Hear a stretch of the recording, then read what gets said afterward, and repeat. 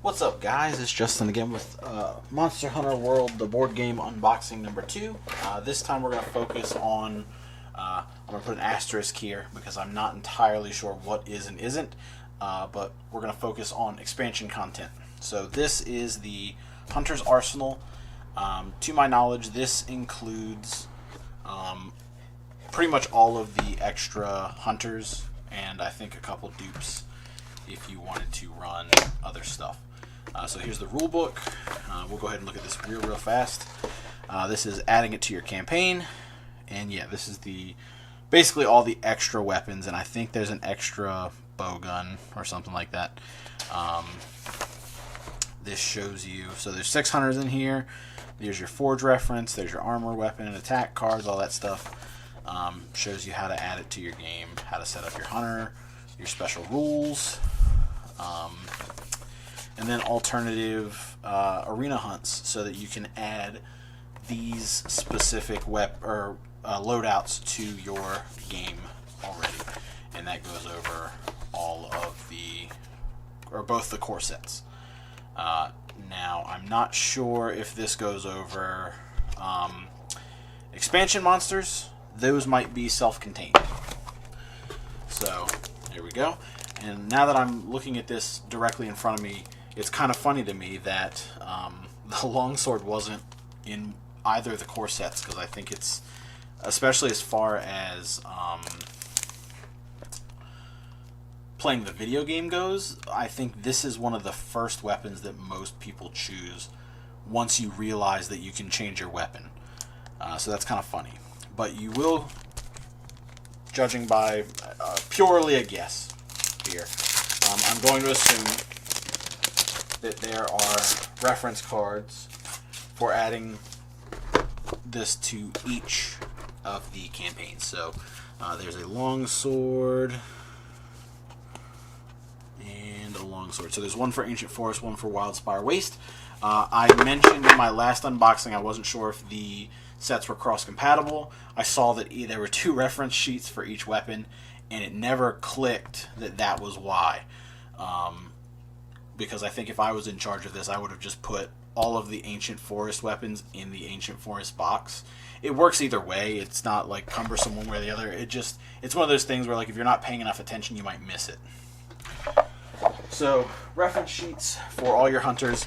I'm not going to take all these cards out, but there's a ton of extra cards, and it works, I believe, the same way as it did in the other one. So you've got your core stuff, and then you've got your upgraded stuff. These are your hunters. So we've got the gun lance, big, shiny, magical gun lance. This looks like it might be, geez, I forgot his name. Jagras, not Great Jagras. I think that's what it was. Armor.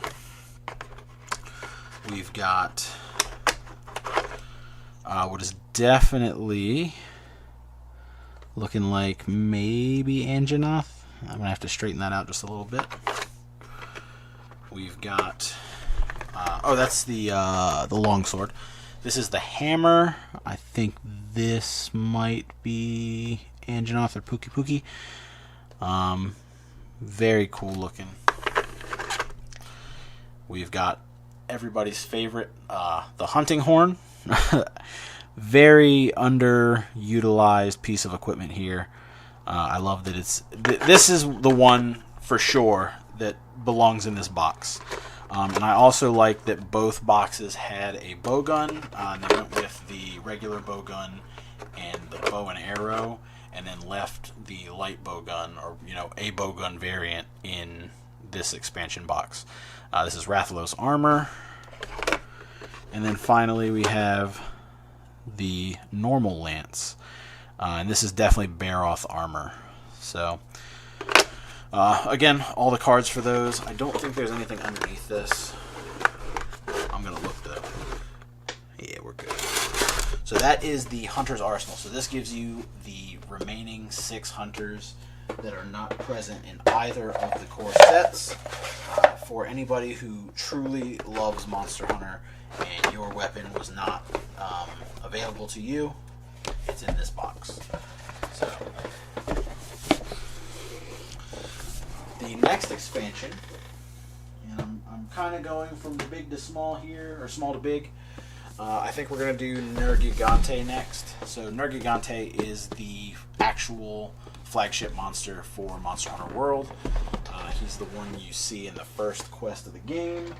And then he's kind of what everything builds up to. So you've got his 1, 2, and 3 star cards. He has 85 health. That's absolutely insane. He has a rule book. The rule book, it's just like the other ones. It adds him to your campaign, shows you what you need, what you do. There's extra time cards, I guess, that are specific to him or Elder Dragons. There's extra weapon cards for Nergigante, extra attack and damage cards, physiology cards, and his behavior cards, and then there's spike tokens because that's his special thing. This adds rarity 5 equipment, so in order to keep you relevant with the hunt, this is what you're going to need to scale into larger monsters. These are your Forge references. It's in the book instead of being in on a card. I kind of like this.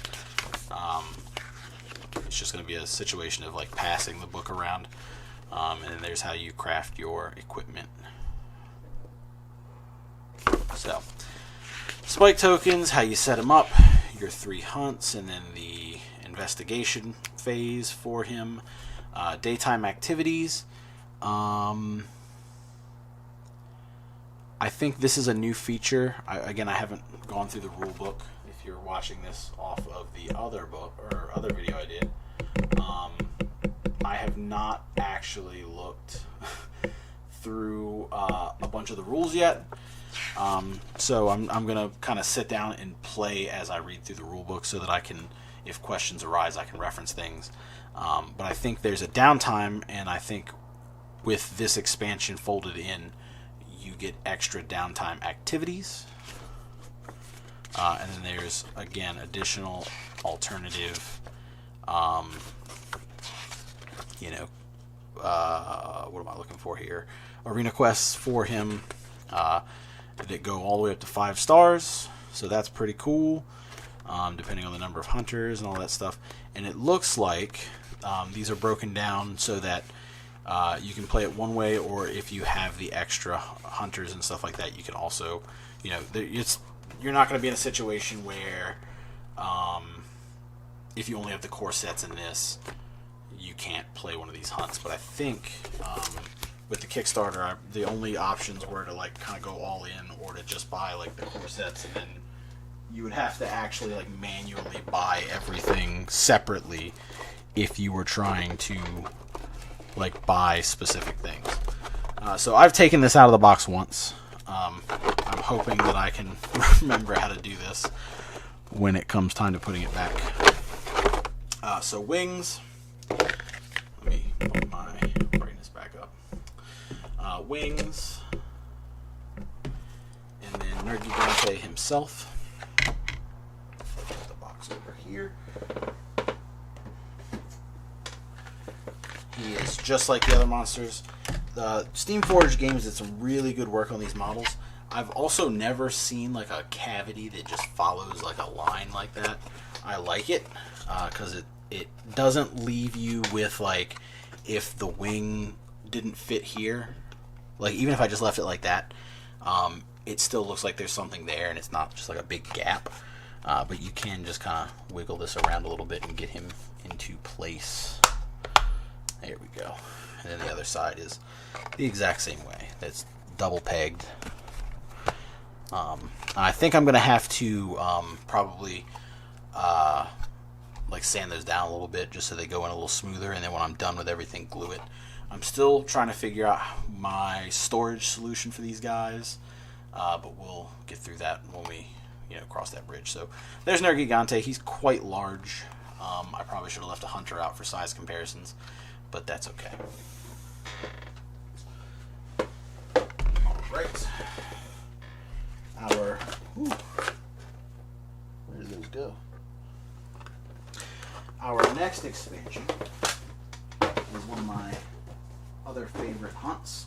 I quite enjoy, I quite struggle with occasionally. We've got the King Dragon himself, the Teostra. If you are not familiar, Teostra is part of a 2-set. Lunastra and Teostra. Teostra is the male version. Lunastra is the female version. You get these fancy little sparkle tokens. That's like his thing. He'll kind of wiggle his mane around and set these little explosive particles in the air. And then when he chomps down on his teeth, it ignites them and blows them up. And the big difference gameplay-wise between Lunastra and Teostra was one was, their particles stayed close to them, one went a little farther out, so you get used to fighting one, and the other mixed the mechanic up a little bit. We have the rulebook again. Let me tone down this so that we can actually see it. There we go. Oh, a little too far. There we go. So we've got the introduction game components, adding it to your equipment or to your campaign. So basically, all of these expansions are 5-star expansions. It is going to increase the difficulty of the game. So you'll probably want to at least have one of the core sets complete under your belt before you jump into trying to do this. So there we go. For every monster that you add, you're going to add extra days to your campaign tracker. So that's nice that you have a little bit of extra time. Here's your forge references for every weapon in the game. Here's your armor references for all the armor in the game. Black scale dust tokens and what they do. And then your assigned investigation and tempered investigation quest for the Teostra.